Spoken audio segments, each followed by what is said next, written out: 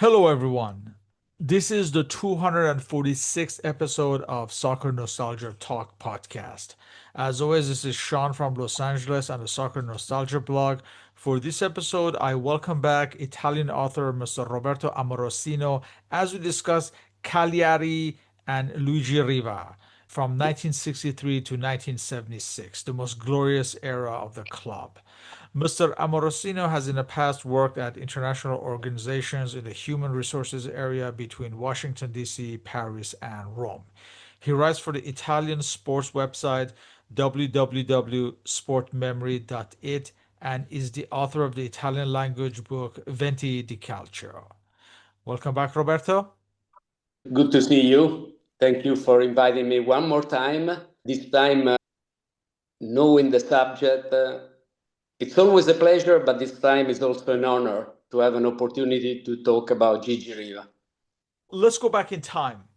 Can you describe the status of the Italian club, the Sardinian club, Cagliari Calcio, and Sardinian football in general as we come to the decade of the 1960s?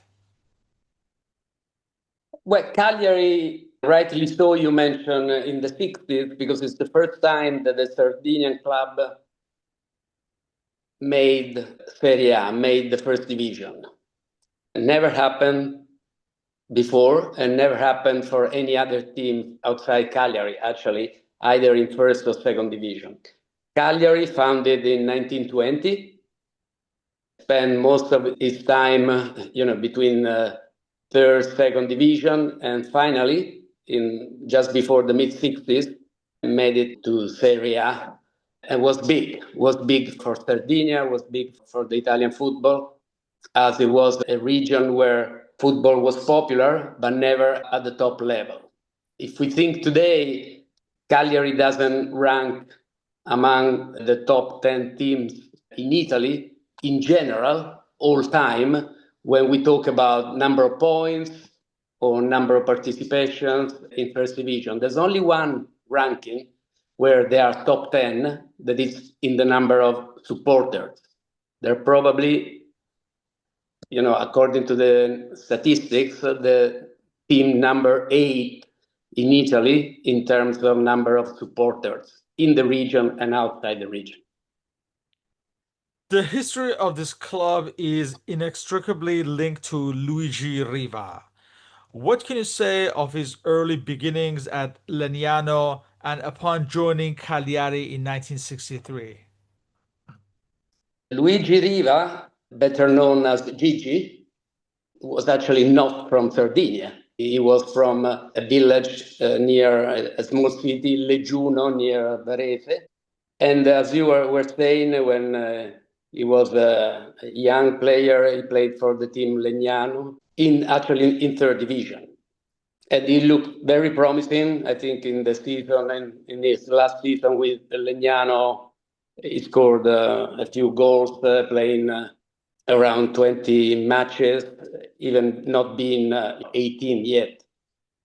And one day he was coming back from in the car with Legnano's president, coming back from a match played with the Italian junior team, probably of the third division.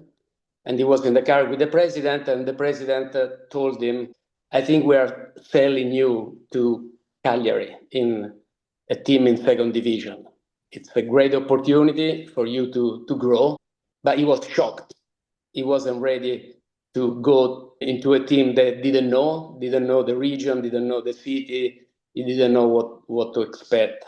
And he knew there were probably other teams, maybe from the region or from the north of Italy, also big teams potentially interested in it. So he was very skeptical. He accepted to go when the president said, well, you go. If you don't like it, if you don't play, if you don't adjust, you can be back next season. So he went. He was very skeptical. He didn't like it in the first place. He didn't recognize the place as somewhere familiar. The pitch, the field was very poor. But he started to like the young players that were with him, sharing the the same apartment, and he started to think, okay, this is a chance to play in second division. But after a few weeks, months, he realized that that was the place. He didn't know probably that was the place where he would have spent all his career. But this is what happened, and he more than adjusted. He became an icon, a legend of the team. Cagliari would be promoted to the Serie A for the first time ever in 1964. Had the Riva been the missing ingredient in getting the team promoted? I would say he played his part. It was actually a pretty solid team, a combination of young players and experienced players. The chemistry was there. There was some experienced players that helped him a lot to grow, like Longo, an Argentinian of Italian origin, and some other experienced players that stayed with Cagliari also when they moved up to first division. But he had an impact. He scored a few goals. He played a few games, and it was clear that there was room for him not only to improve, but to keep playing as a starter.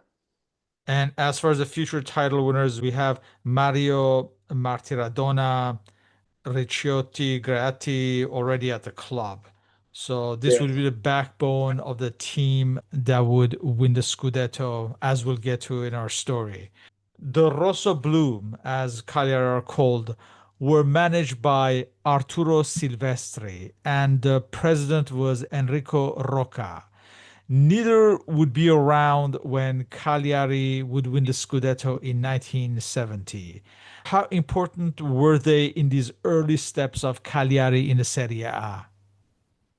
Silvestri was definitely an experienced manager, probably perfect for that situation of a team going between second and first division, and probably a good link between these players that you were mentioning, a combination of experienced players.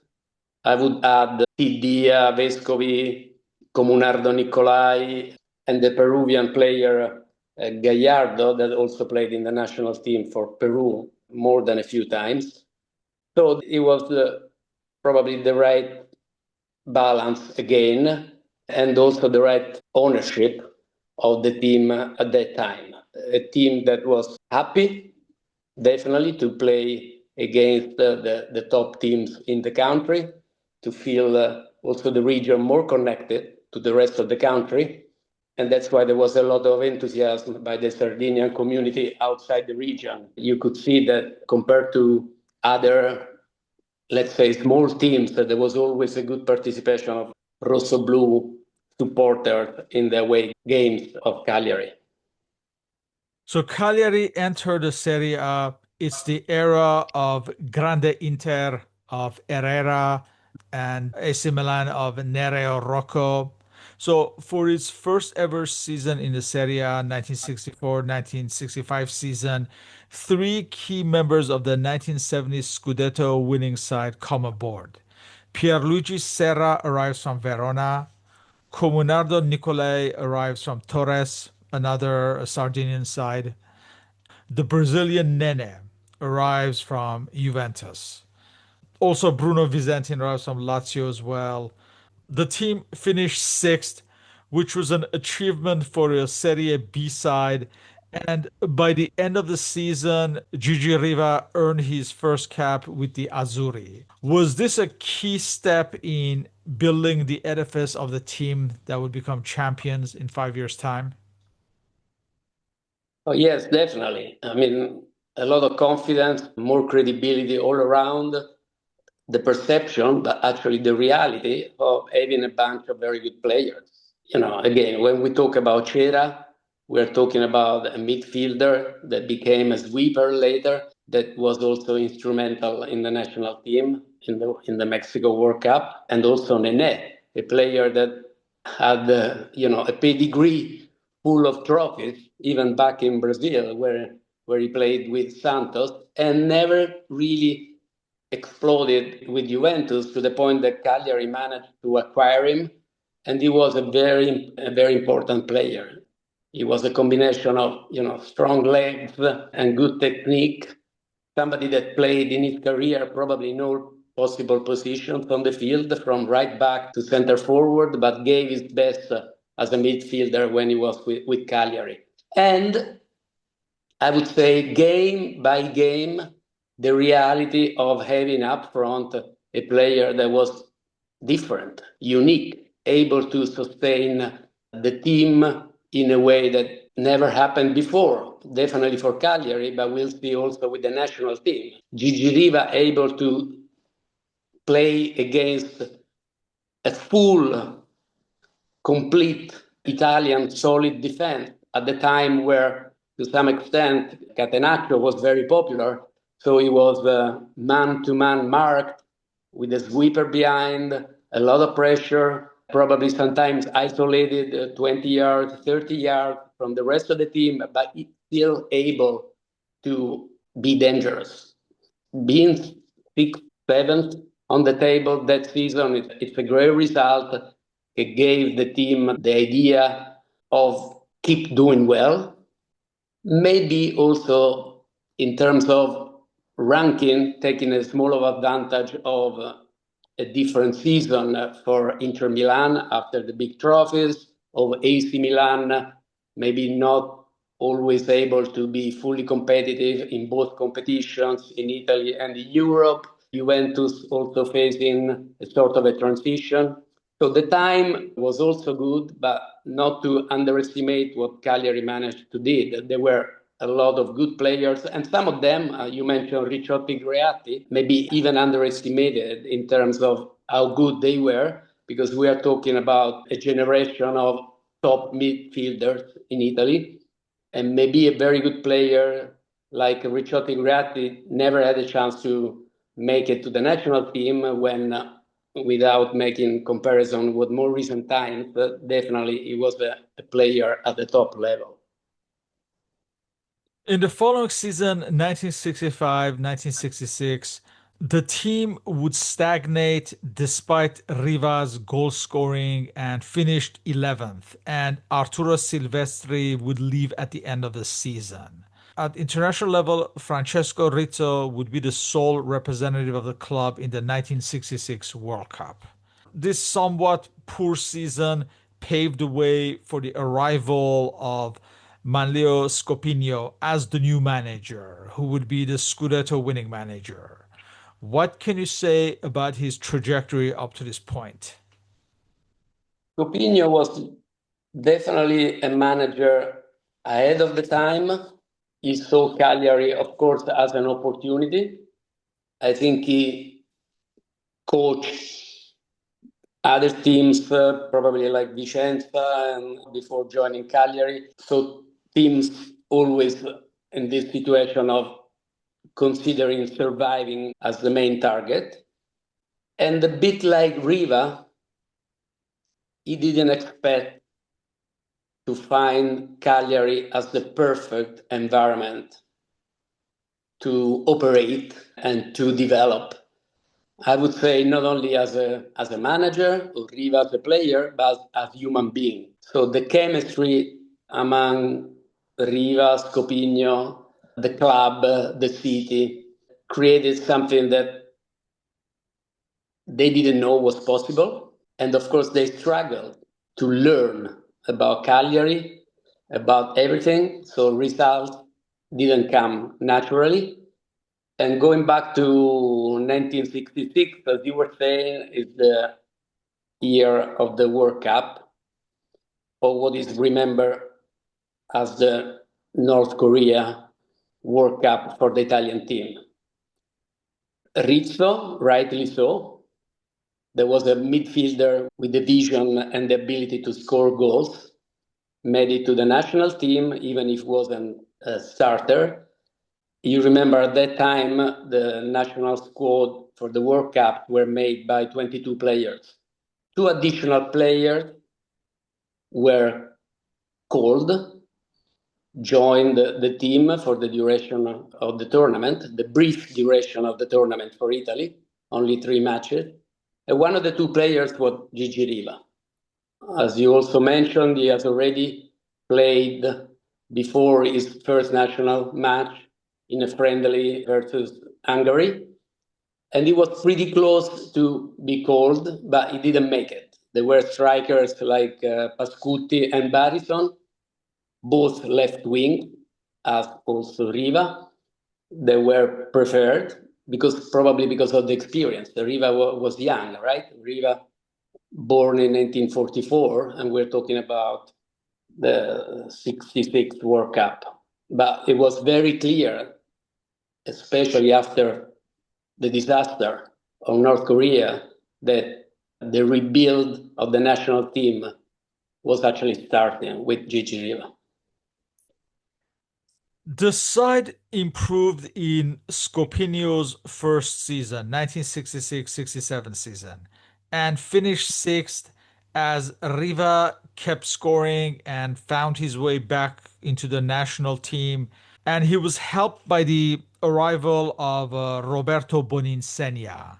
Riva's form in Scopinio's second season, 1967-68 season, is not as successful as Cagliari finished ninth, though Riva goes from strength to strength and is Italy's main striker and is scoring goals for the Azzurri and would be part of the 1968 Euros winning side. As far as Scopinio, he's actually temporarily sacked at the end of the season due to a bizarre incident in America. This is also the end of Enrico Roca's presidency. Can you walk us through these incidents as well as paint a picture of Gigi Riva's new status? As his capocannoniere in 67, he's the main striker in Italy at this point. I think talking about Gigi Riva without mentioning one key word, and we already spoken for 10, 15 minutes, is impossible. We have to talk about injuries. Unfortunately, Riva suffered several injuries throughout his career, including two major ones that we have to mention, both with the national team. I was actually at the game on Easter Monday, 1967, when Italy played one of the top teams in the world at that time, semifinal of World Cup 66, Eusebius, Portugal. And Riva got injured in a bad tackle with the Portuguese goalkeeper. And that's why you mentioned the final outcome of the 67 season for Cagliari. But every time Gigi Riva is back, he was very important, of course, for Italy. Major comeback, able to go from North Korea 66 to becoming European champion 2 years later, 68. And in the replay final with Yugoslavia, he scored the first goal that allowed Italy to win the European tournament and change history. Italy is back in the game as a credible European power and start building the credentials to become a realistic contender for a good World Cup in Mexico. And we will talk probably about the qualification rounds where basically Riva scored in every single match of the Italy qualification rounds to make it to Mexico 70. Scopinio. Scopinio was a character among everything else. If you Google his name on the net, I would suggest to write next to his name anecdote, because there are stories. Every interview, every behavior was something different. His nickname was in Italian Il Filosofo, the philosopher, because the way he was saying things was different, especially at that time where communication was probably crucial, but not as expected as might be today, right? He was a character. He allowed players to do things that you wouldn't expect. He was setting maybe not the best example in terms of behavior outside the field, but he knew his job in terms of tactical experience, communication, understanding the opposition, trying to play in an environment that was not stressed out how it could have been in a top team. A lot of chemistry and magic that made Cagliari successful. There was one season, one of the many American attempts to introduce soccer, football in the States, that some European teams were invited to play an off-season tournament in the US. So some teams went basically undercover, changing their name and playing a tournament locally. Most of the time, good games in empty stadiums. Cagliari was invited, joined the tournament, became the Chicago Mustangs, and played with the Cagliari team with an addition of a couple of players coming from other Italian teams, both foreigners, in particular, two very good players, Oscar Massei, that was playing for Spal in Italy, and Jerry Hitchens, an English player that actually joined Cagliari at some point officially.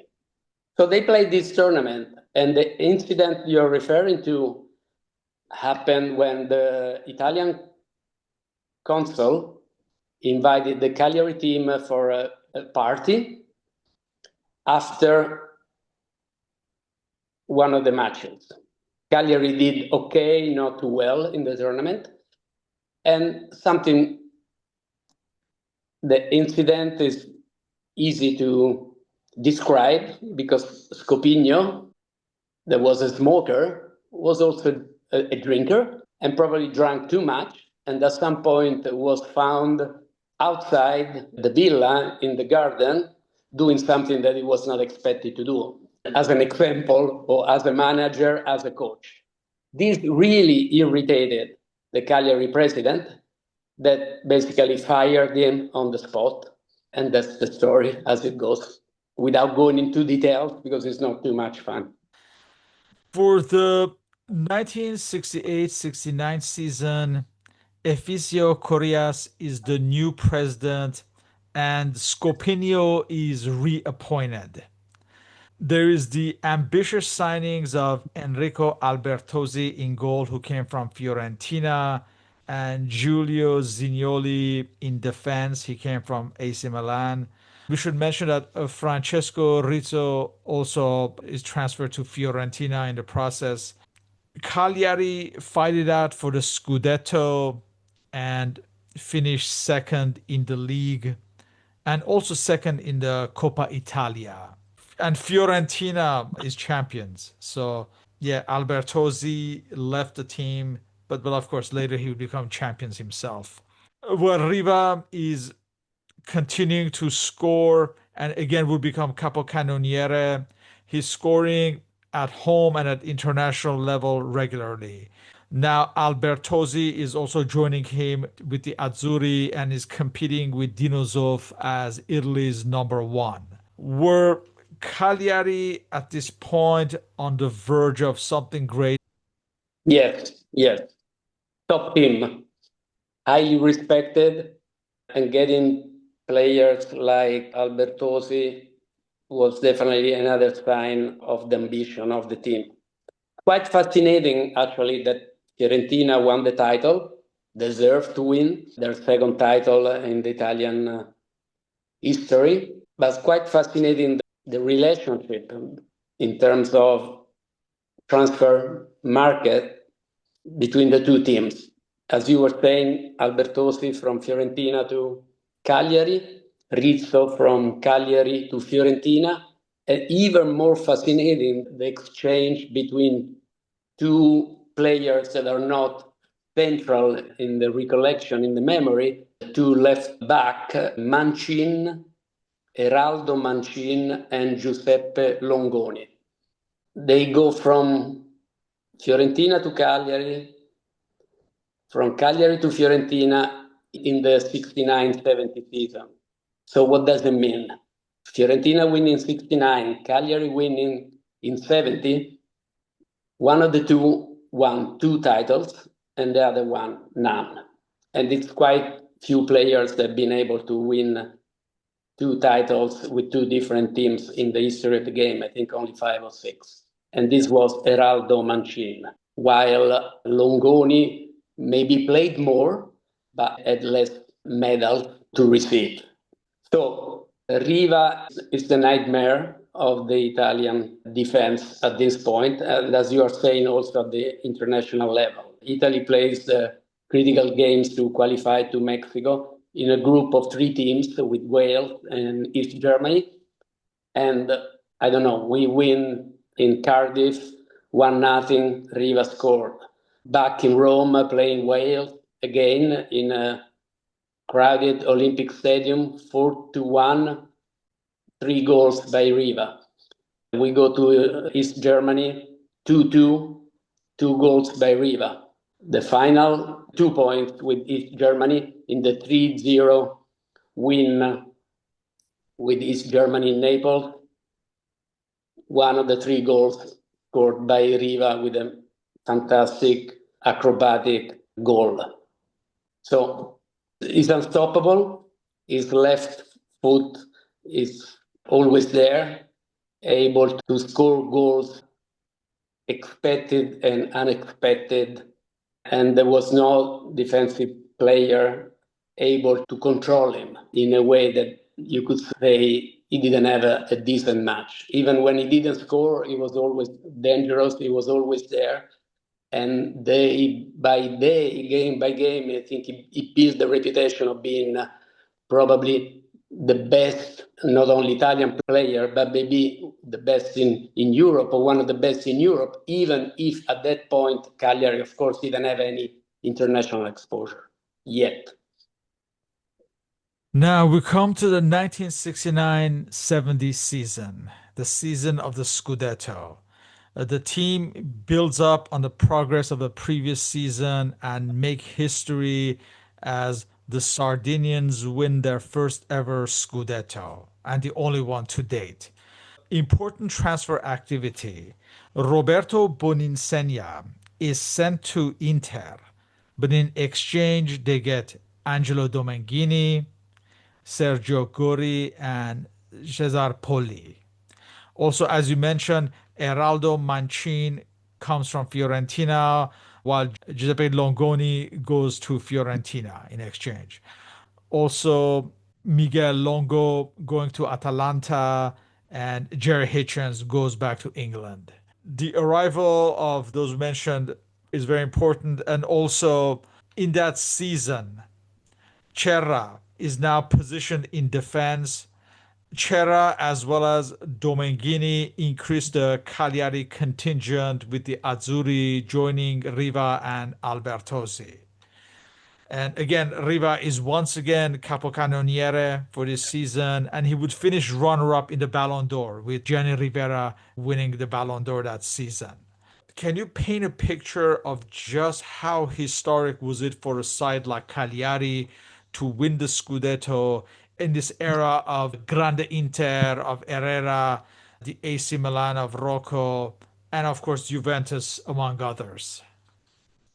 I would picture with this book, this is the annual book, the Panini annual book on 1970, is actually describing, of course, and telling the stories about the 69 Fiorentina season, but you can see that it's Gigi Riva in the picture. Yes, of course, losing Boninsegna was not easy. At the same time, even if the couple made magic at the Mexico tournament, they were not probably the perfect combination of players up front. At the end of the day, 2 strong personalities and 1 ball, while Gori was perfectly fitting the request by Scopigno to operate as around Riva, creating space, creating opportunities, playing clean balls, distributing, coming back, supporting in a way that Boninsegna was not able or wanted to do. Fantastic striker. And we should have maybe another session just talking about Roberto Boninsegna. But going back to Cagliari, they actually created the perfect team for a tournament. Domenghini's legs were legendary.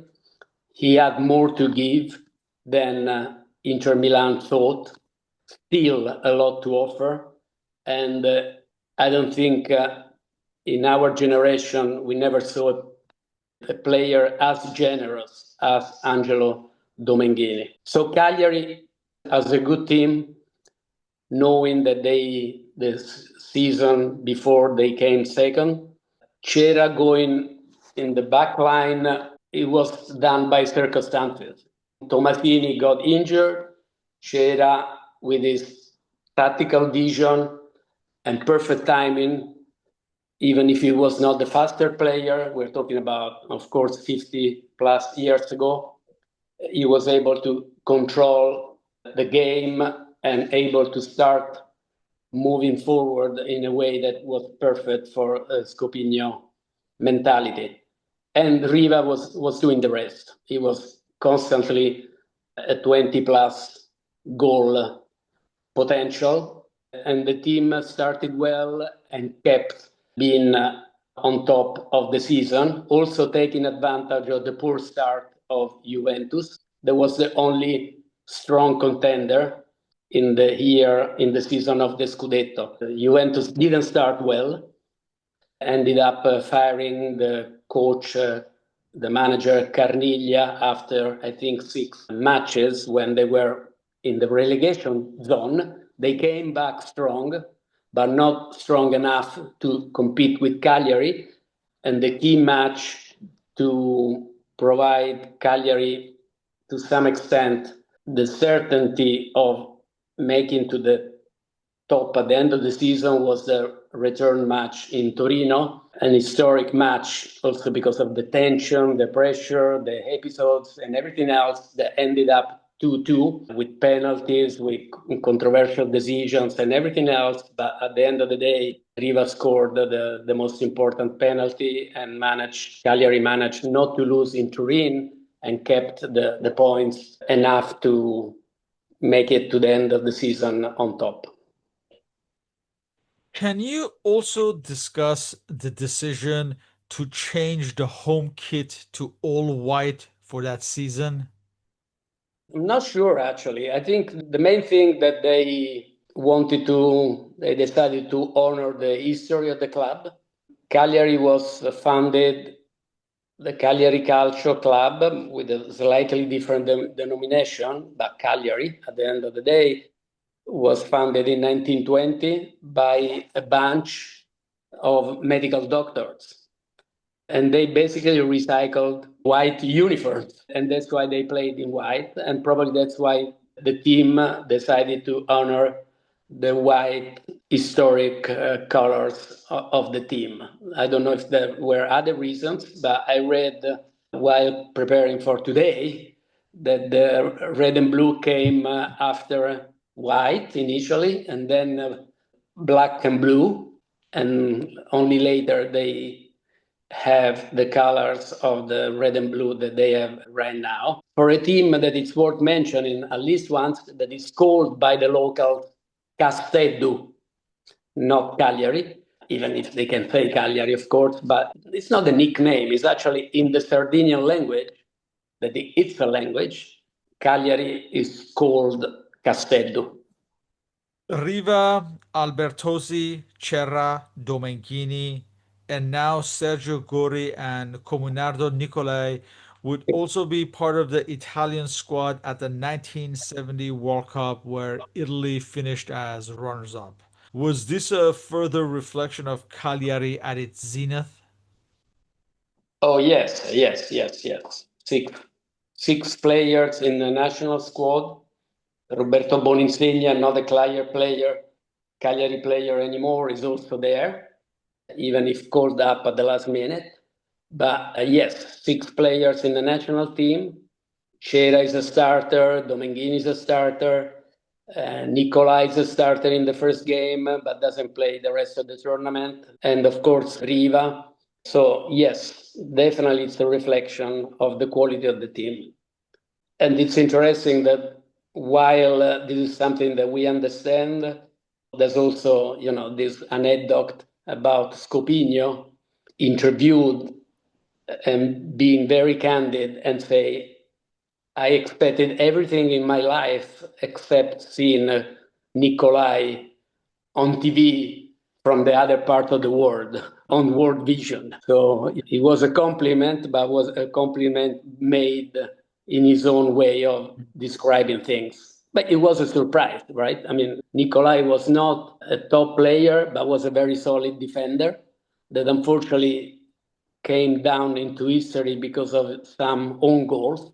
But this is something undeserved because unfortunately he scored a couple of own goals in big games. So his name is often connected to own goals, but he was actually a good defender. But he played, I think, only the first game. I don't remember, but he probably got injured.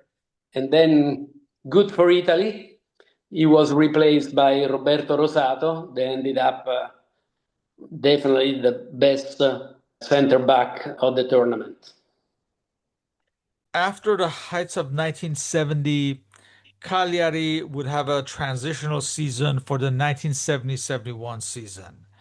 The Mercato was light. You have the arrivals of defender Roberto De Petri from Lanerossi Vicenza. You have striker Gianpaolo Menicelli from Brescia. Giulio Zinioli goes to Milan.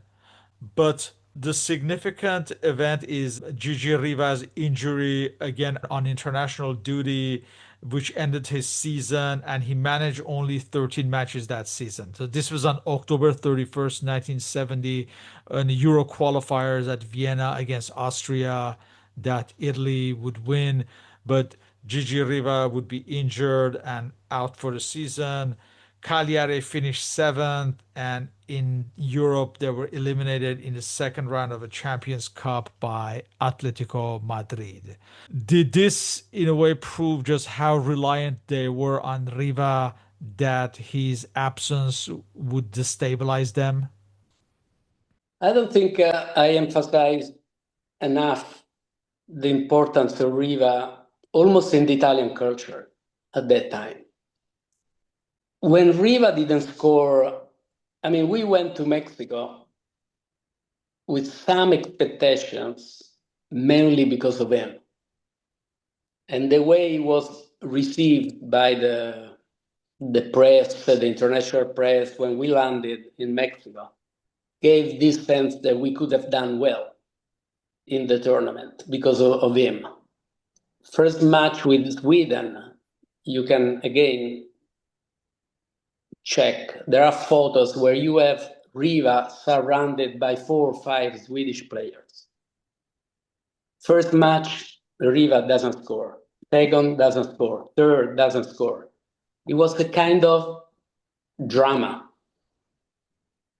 because no Riva, no results, no hope. And why it doesn't score? What's wrong? It's just the altitude, or there's something wrong? So it was really something that was well over Cagliari. Riva was a national, even if the Sardinian might disagree, but we all loved, regardless of supporting Juve, Inter Milan, because it was our national player. Can you imagine translate this into Cagliari? For the first time in a European tournament. It's different from these days when you have to face a European competition. You might go, and get another top player in order to go in another competition. But that time, a European tournament was made about a few matches. And Cagliari had a solid team. They played the first match after qualifying, beating Saint-Étienne. They played the first match, the first leg with Atletico Madrid, with Riva, and they win. Cagliari wins 2-1. Unfortunately, they conceded a goal when they were 2-0 up. Riva scored, Goria scored. So the 2-1 doesn't really been a promising result for going into a difficult return match in Madrid. But unfortunately, there's this Euro qualifying match with Austria in Vienna between first and second leg. And Riva got badly injured because of this horrendous tackle by Off, an Austrian player that goes into the blacklist of Italian memories, like Pak Doik for scoring for North Korea, and this guy, a postman, as they called him, because of the Riva injury. And you could see while the injury that the Italian players are devastated already, not only the Cagliari players on the field. Albertosi managed to contain himself and save the victory in Vienna, saving a penalty. But the reality that 3 days later, Cagliari has to go in Madrid. And when they start seeing things going wrong, mainly because of some harsh decisions by the referee, they totally lose control of the situation. The referee conceded the penalty. Tomasini and other players are protesting. Tomasini goes over protesting, kicking the ball that has already put on the penalty spot. And of course, it's a red card. Cagliari plays with 10 men, and more importantly, without Riva and in a terrible mood, and they keep losing 3-0. And this is the end of the story. Riva, but it's not blaming, it's not finding an excuse, but the reality that going there without Riva was like going, for a trial, knowing the outcome already. And an interesting story that season also, during a league match, Gigi Riva struck a ball so hard that it broke the arm of a 9-year-old spectator, Danilo Pirodi. And there's a famous photograph of Gigi Riva visiting him at the hospital. Well, yes, because at that time you had, ball boys that were next to the goal post or near the goal. Yes, I mean, Riva, I can imagine how he felt, knowing the individual, knowing Riva, being a strong personality, but also shy and humble at the same time. So, yes, it's one of these episodes. It's like when you break the net or you do something like that. I can imagine, yes. There would be a new president, Paolo Maras, for the 1971-72 season, and there is some improvement as Scopinio's side finished fourth. This would be the last good performance of this Cagliari generation. Scopinio would end his time with Cagliari at the end of the season. Was this the extent of the Cagliari ascent and the reference point of the decline? Yes, probably. We should also mention that while we saw 2 or 3 different presidents, the most instrumental, the most important on the management side of the team throughout these years is the Vice President Arrica. Very important, again, one of these key players together with Scopigno and Riva, the perfect triangle that made history for the club. And there's no doubt that, of course, the other teams are ready to come back, right?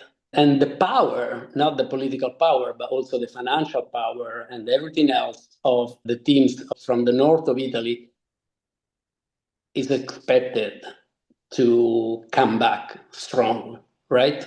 Juventus is rebuilding, new man, and the same ownership by the Agnelli family, but new management, Allodi coming from Inter Milan, new players, new generations, players from the south of Italy. So slowly, it's very difficult for teams that don't belong to the top 3 teams in Italy to win, and more importantly, to be able to continue winning. right? Maybe you make it, as it happened to Fiorentina one season, well deserved. Cagliari, next season, well deserved. But to win again, to keep winning, it's challenging. It's very difficult.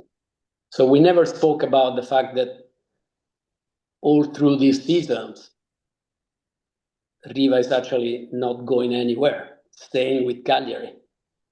You can imagine that, of course, he was a target for other teams, and in particular, Juventus would have done everything possible to get him and to make him the center of everything for the new Juventus.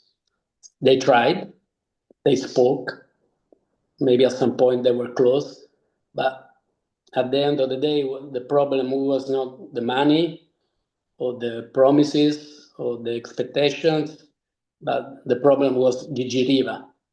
At the end of the day, he highly respected Juventus and was probably, he mentioned many times later, he was happy and recognized and respected all the proposals, but his linkage with Cagliari at that point was a point of no return.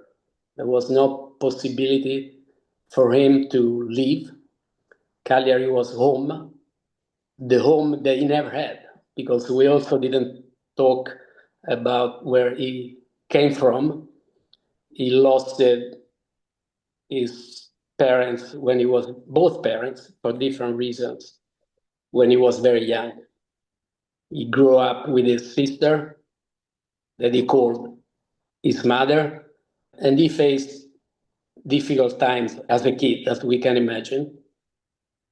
And that's why he was reluctant to go anywhere. He didn't know anything outside his own place. And Cagliari was totally almost going in a different country, in a different dimension.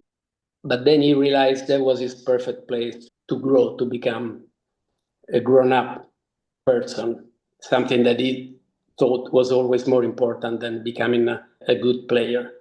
That's why he's a unique individual that never lost. One of the few things that I think the Italy system managed to understand in many, many mistakes that our football system has done, especially in recent times, results are talking about this, is taking advantage of his availability to help also the national team as a manager. He didn't manage the players, but he managed the national team between 1990 and 2006. And guess what? 2006, we're talking about the last group of players that have been able to achieve the major tournament for the country, for the national team. And if you talk with the 2006 generation, Gattuso, Buffon, Del Piero, they will tell you between the scene how important was to have Gigi Riva in the group with his soft way of talking, with his soft way of discussing. Very important to handle stress, very important to say the right thing at the right time in a way that has been totally different from what the book would say that should be the right behavior in terms of handling different personalities. But the charisma and the gravitas of the individual was something else, on and off the field. In the following season, 1972-73, Edmondo Fabri would be appointed as the new manager, but would manage no better than an eighth place.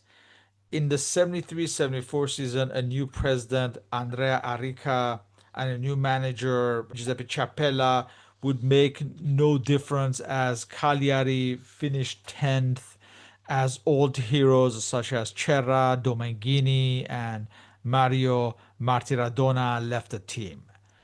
Ciappella would continue for the 74-75 season without Enrico Albertosi having left the team, but would be replaced by Gigi Radice as the side finished 10th again.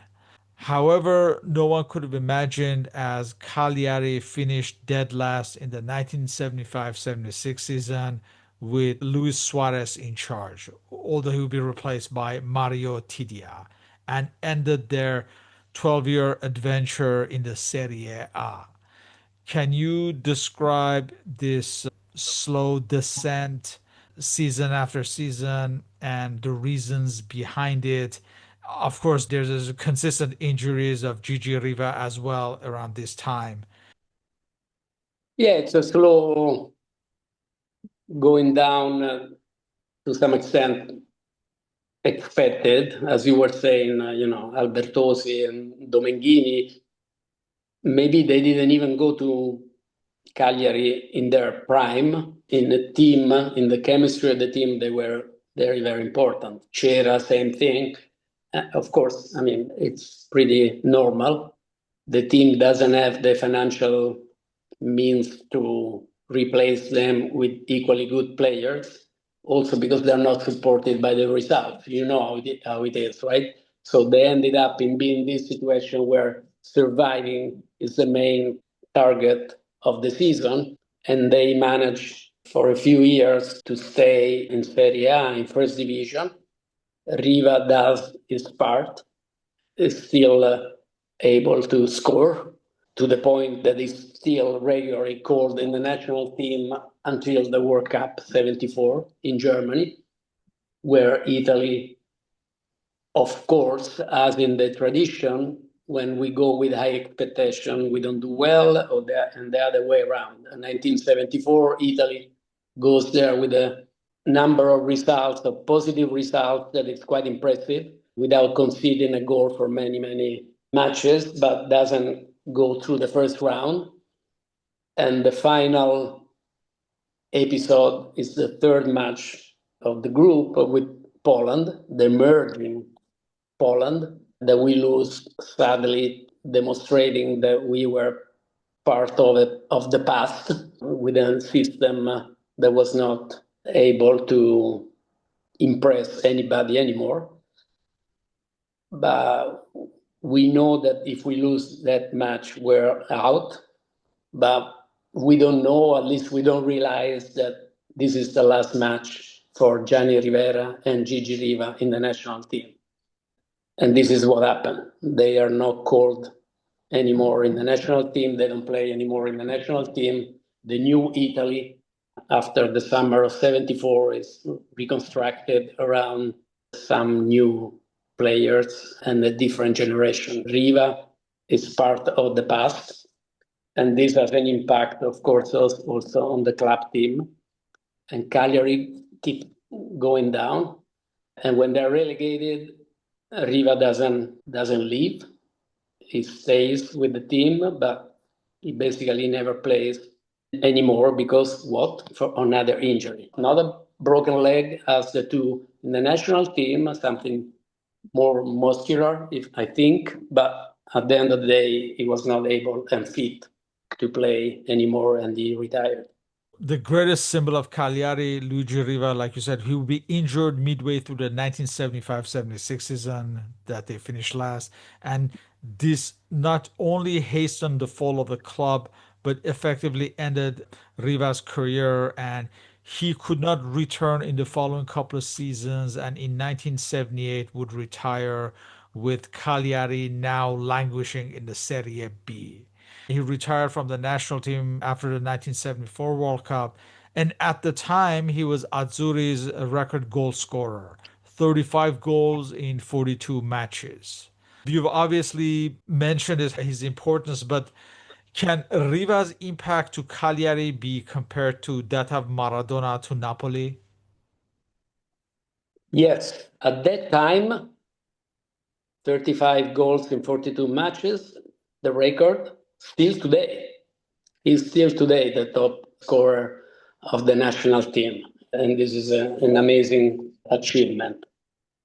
Yes, good point about comparing with Maradona. But the link that he created with all of us, and more importantly, with the Sardinia region and his club, is something that is on another level. I know if you talk to Napoli supporters, if you walk through Napoli, you feel the same or even more legacy, also because of the different characters of the individuals and the different behavior. But what Cagliari has done, what Riva has done for Cagliari and for the national team is something that I would even rank higher to some extent. But I like the analogy, it makes sense. Yes, yeah, never. There's a Cagliari before Riva, and there's definitely a Napoli before Maradona. And both teams, of course, they changed history. They definitely changed history. Napoli has a different capacity. It's a city of million of people and supporters and higher possibility to invest. It's a different level, right? Napoli can compete with Torino, Milano, and Roma on everything, not just football. Cagliari, of course, is a smaller city in a different region with a different history and background, and definitely will struggle. We hope they will manage. We will manage to make the headlines again with the team, but of course it's different. But I do understand the analogy between Maradona and Riva in that context. And as Cagliari slid to relegation, the only links to the glorious past remaining were Riva, Nene, and Comunardo Nicolai. Did Cagliari miss the chance to build the team in the intervening years, or like you said, they could never compete financially with Juventus, Inter, Milan, and the like? But it's difficult. It's difficult. I like to have an opportunity to mention some players that have joined Cagliari in more recent years that they made the history of the club, and they're all very important. The first that comes to mind are Enzo Francescoli, the Uruguay legend, and Gianfranco Zola, I would say, right? I mean, these are the players that give a sense that Cagliari has been able to produce good teams and good seasons. I remember in the mid '90s under Carlo Mazzone, they made the semi-final of the UEFA Cup, and they lost actually with another Italian team, Inter Milan.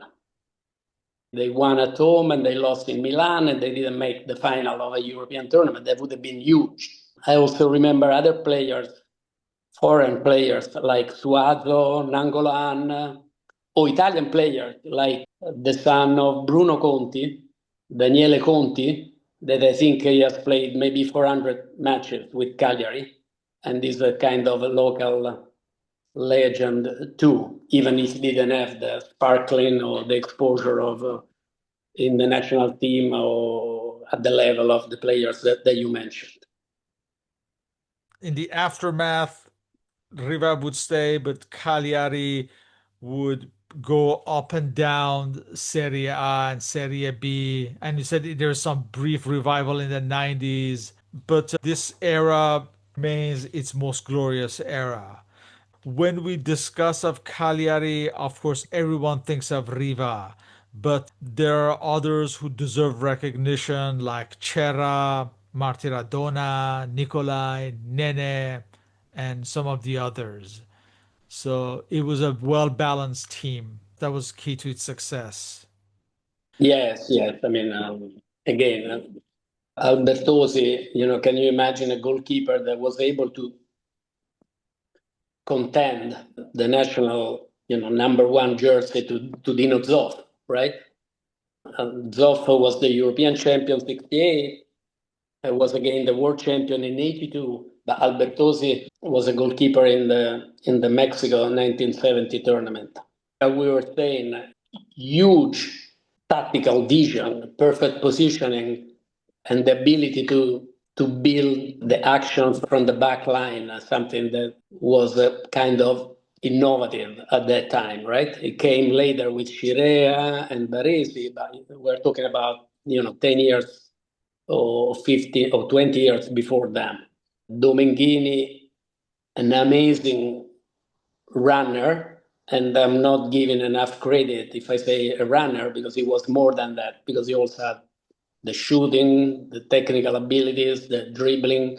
So an amazing player, again, that didn't have full recognition, maybe at the international level. And then players like Bruniera, another very intelligent player in the midfield, that could have played up front, ended up his career in the back line, or we mentioned Greati before. All solid players that they always are important in a perfect team, right? You mentioned Martiradonna, you mentioned Nicolai, especially players that we don't remember as well as we should, because we are talking about an Italian generation that was full of top defenders, that was full of top midfielders.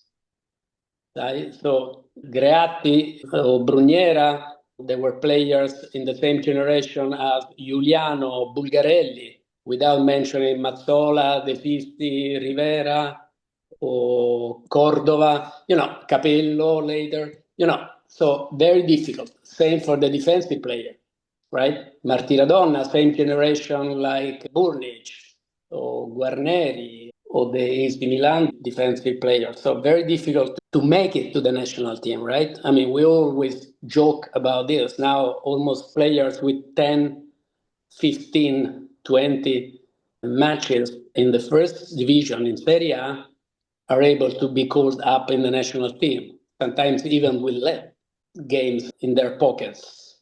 In the past, we have top players that never made it to the national team, or their one or two matches.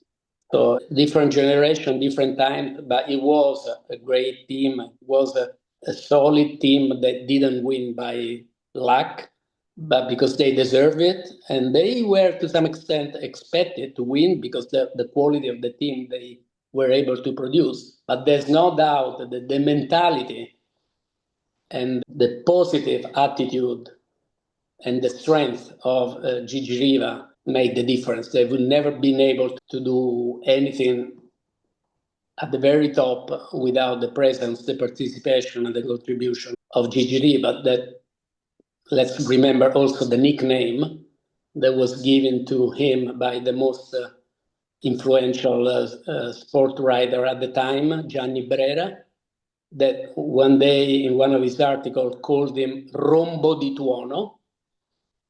Roar of thunder. Right. Yes, good. Glad. Thank you for translating. So for us, Gigi Riva is Rombo di Tuono. That is an amazing way of describing his power, because it's not just the shooting or the scoring, but also the preparation, right?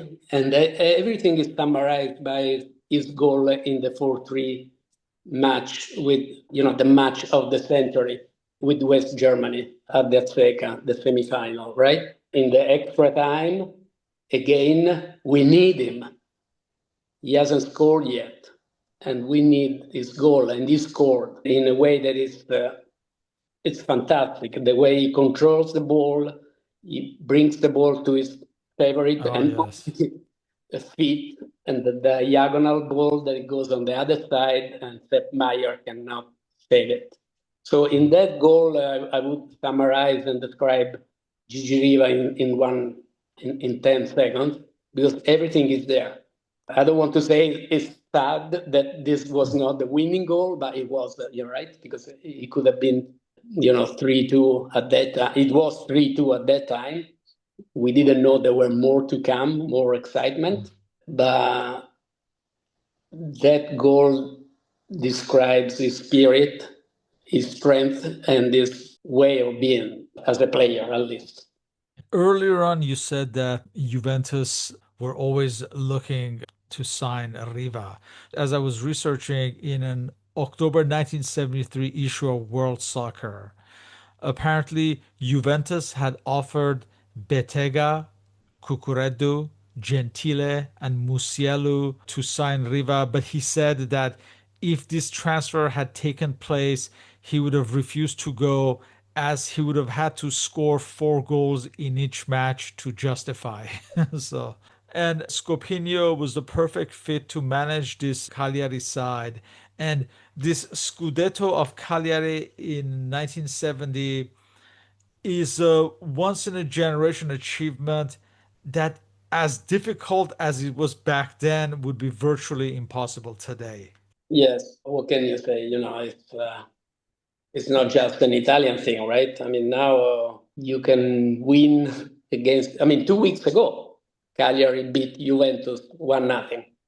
So things can happen, but of course, a full season it's very difficult to achieve, unpredictable.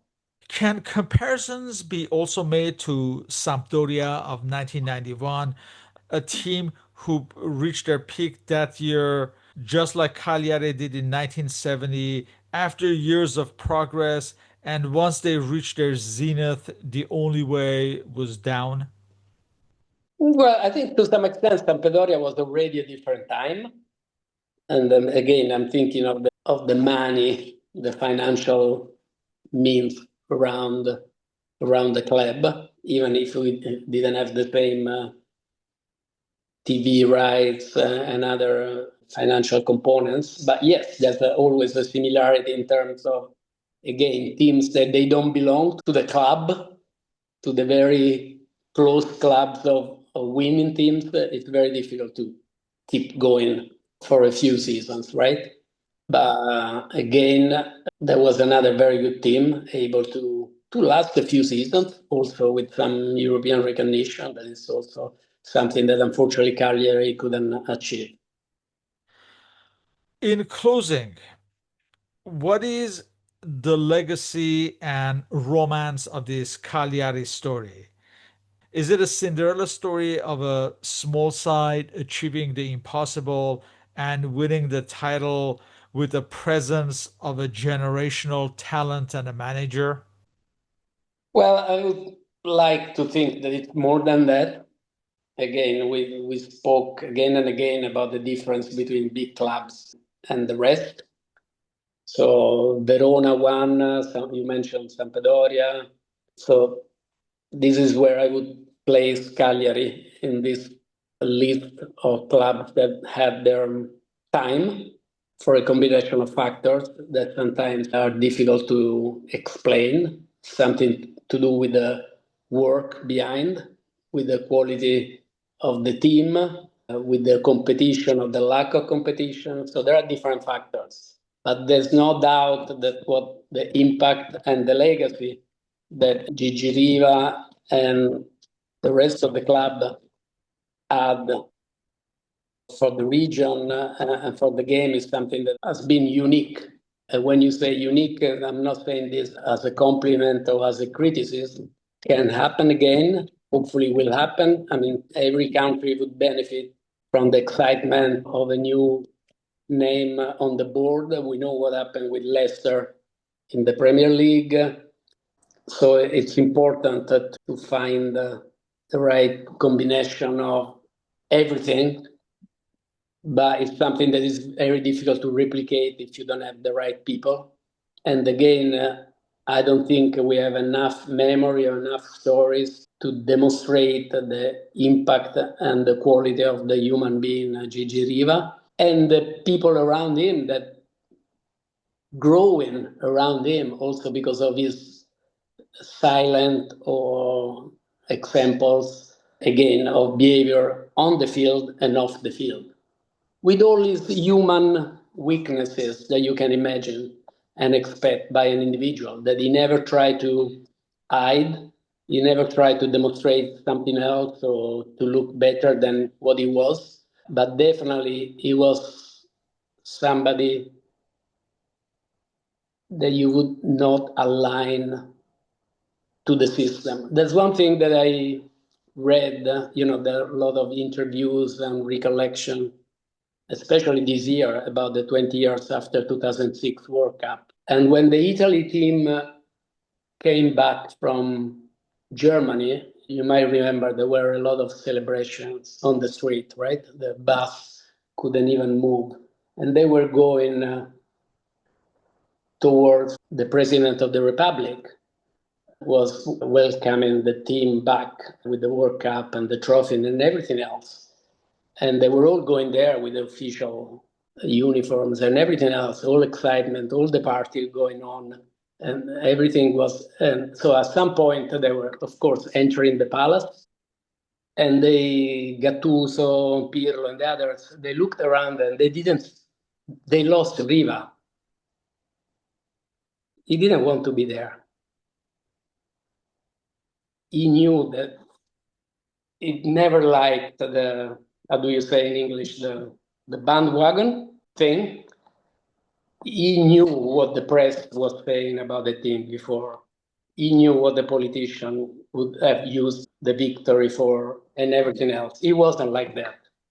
So he wasn't there. If you see some of the official photo with the politicians and other people, he's not there.